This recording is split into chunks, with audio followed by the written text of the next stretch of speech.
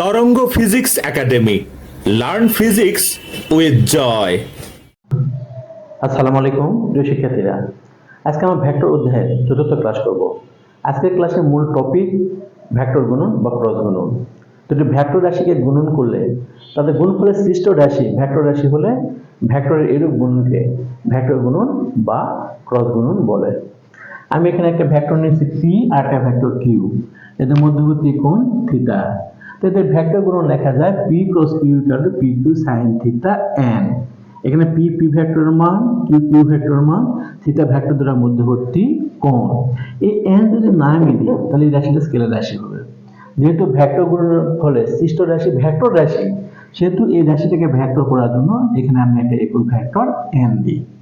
তো একক vector N হচ্ছে ভেক্টর গুণনের দিক নির্দেশ করে। তো ভেক্টর গুণনের দিক আমরা কিভাবে নির্ণয় করব? তো আমাদের অধিকাংশ আমাদের সকল স্টুডেন্টের একটা প্রিয় খাবার দেখি কোমল পানীয়। কোমল পানীয় বোতল নিয়ে তোমার বোতলটা যখন খোলো তখন সিপিটাকে ঘড়ি কাটার বিপরীত দিকে ঘোরানো হয়। এদিকে সিপিটা কোন দিকে ওঠে? উপরের দিকে ওঠে। তো এখানে আমি পি ভেক্টরকে যদি কিউ ভেক্টর দিয়ে ঘড়ি কাটার বিপরীত দিকে কিংবা কিউ ভেক্টরকে যদি পি ভেক্টরের দিকে ঘড়ি কাটার বিপরীত দিকে ঘোরায়, তাহলে লব্ধি ভেক্টরের দিক বা ভেক্টর গুণনের দিক হবে উপরের দিকে। আর সিপিটাকে যখন আমরা ঘড়ির কাঁটার দিকে ঘোরাই তখন সিপিটা নিচের দিকে নেমে আসে।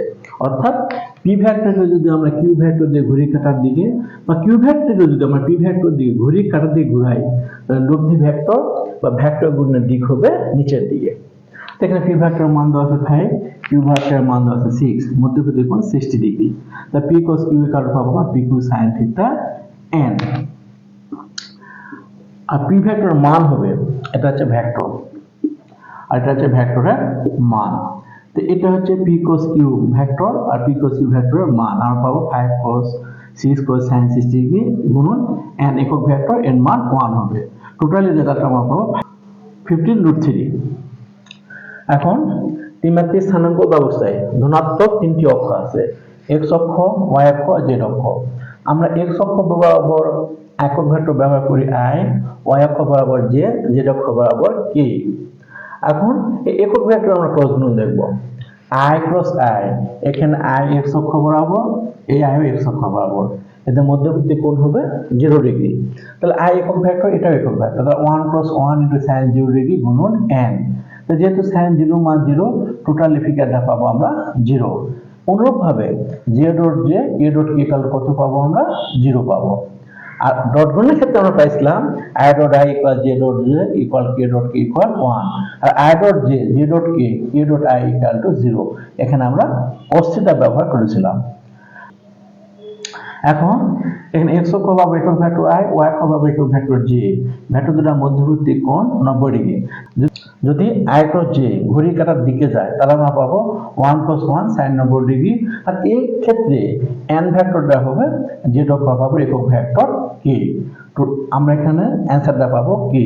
আর যদি ঘড়ির কাঁটার বিপরীত দিকে যাও তা j ক্রস i করলে পাবো -k। তেমনি ভাবে j ক্রস k ঘড়ির কাঁটার দিকে গেলে আমরা পাবো i, আর k ক্রস j ঘড়ির কাঁটার বিপরীত দিকে গেলে আমরা পাবো -i। k ক্রস i পাবো এখানে আমরা j, আর i ক্রস k করলে পাবো আমরা -j। তো শিক্ষার্থীরা, এখন আমরা উপাংশের মাধ্যমে ভেক্টর গুণন করব। এখানে দেওয়া আছে p vector equal to pxi plus pyj plus pzk, q vector equal to qxi plus qyj plus qzk। নির্ণয় পদ্ধতিতে গুণনটা আমরা নির্ণয় করব। p cos q equal to পাবো i j k। এখানে i সহগ আছে px, j সহগ আছে py, k সহগ আছে pz। q ভেক্টরে i সহগ আছে qx, j সহগ আছে qy, k সহগ আছে qz। প্রথমে i নিলে এই সারি বাদ যাবে, এই কলাম বাদ যাবে। pay qz minus pz qy। তারপর j নিলে মাঝখানটা মাইনাস নিতে হয়, প্লাস মাইনাস প্লাস। j নিলে এই কলাম বাদ যাবে, এই সারি বাদ যাবে। তাহলে এই সারি বাদ যাবে, এই কলাম বাদ যাবে। তাহলে px qz মাইনাস হবে pz qx, pz qx। তারপর প্লাস নিব, এখানে k নেব, k নিলে এই সারি বাদ যাবে, এই কলাম বাদ যাবে। তাহলে px qy minus py qx। আর এই ভেক্টর যদি মান নির্ণয় করে, ভেক্টর মানের ক্ষেত্রে আমরা কি পাই? √x² plus y² plus z²। তখন i এর স্কয়ার স্কয়ার হবে, j এর স্কয়ার হবে, আর এখানে k এর স্কয়ার হবে। এটা আসবে √12 x square y square plus এখানে জেড স্কোয়ার। এখানে দুটি ভেক্টর দেওয়া আছে, p equal to 5i plus 2j minus 3k, q equal to 59 plus aj minus 9k। এর কোন মানে ভেক্টর দুটি পরস্পর সমান্তরাল হবে। এর আগে আমরা স্কেলার গুণনে পাইছি দুটি ভেক্টরের ডট গুণন বা স্কেলার গুণন শূন্য হলে ভেক্টর দুটি পরস্পর লম্ব হয়। আর ক্রস গুণনের ক্ষেত্রে যদি ভেক্টরের ক্রস গুণ বা ভেক্টর গুণ শূন্য হলে ভেক্টর দুটি পরস্পর সমান্তরাল হবে। তো উপাংশের মাধ্যমে ক্রস গুণন আমরা পাইছি p cos equal to i j k, এখানে i সহগ আছে 5 2 3 5 2 3, এখানে আছে 15a 9 15a 9। প্রথমে i নিছি, এই সারি বাদ দিছি, এই কলাম বাদ দিছি, তাহলে 9 দুগুণে -18 প্লাস 3, এখানে একটা মাইনাস আছে, মাইনাস আছে plus 3a plus minus plus, তো মাঝখানটা মাইনাস যে হবে, যে হলো মাইনাস 5 45 প্লাস 45, কি নিলে এই কলাম এই সারি বাদ যাবে, তাহলে এখানে 5a মাইনাস 30। তো এখানে হয় i minus 18 plus 3a equal to 0, এখান থেকে এর মান পাইছি আমি 6, এখানে আমি এর মান পাবো 6, অর্থাৎ এর মান যদি 6 হয় তাহলে ভেক্টর দুটি পরস্পর সমান্তরাল হবে। এক্ষেত্রে ভেক্টর দুটির মধ্যবর্তী কোণ 0 ডিগ্রি পাবো।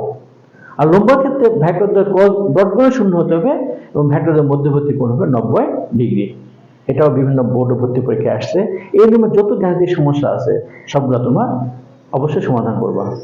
শিক্ষার্থীরা, এখানে আমি ও এ বিসি একটা সামান্তরিক তৈরি করছি। সামান্তরিকে ও এ বা পি ভেক্টরকে এবং বিসি বা পি ভেক্টরকে নির্দেশ করে। তাহলে উক্ত ভেক্টর দুটি ক্রস গুণন হবে p cos q equal two p q sin theta n।